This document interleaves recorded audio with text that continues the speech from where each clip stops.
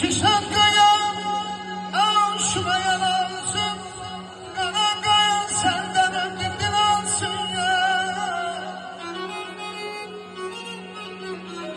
Kapımız bacaman yaz, indi çiçeği açım gül açım, günlerine kurban olmay dede ya.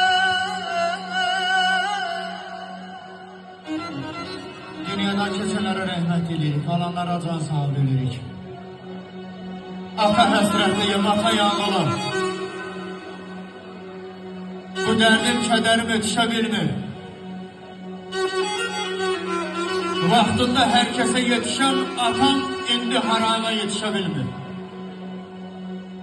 Azaldı bir kişi ocaq bacadan. Sinəmi hər dərdə gərə bilmirəm. Qalsam da ocaqda ata əvəzi, valla atamın yerini verə bilmirəm. Əzim atasızlar, hər dərdə atasızlar.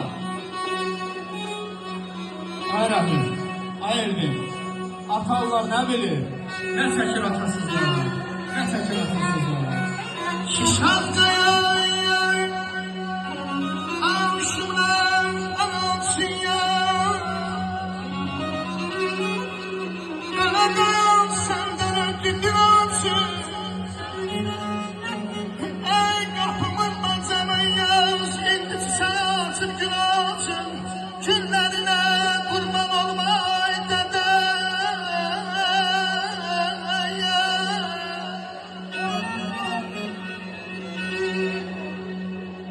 Kaş ki məni səhvim üstə döyəydin. Əllərdə qurban olum ay ata. Döyməsən də danlayaydın, soyaydın, dillərdə qurban olum ay ata. Məndim sənə gündə bir şey aldıran, gecə gündüz dana daşa saldıran, bir cümləni başın üstə qaldıran, qollarda qurban olum ay ata. Əllərdə qurban olum ay ata. Ey oğlum yay, ben bu göndermedim atanı yay. Ağabey hemşe atana sen hürmet eyle. Hiç belki yay bana kalmadım oğlum kesenem. Gözü bana dayanan ay aman oğlum.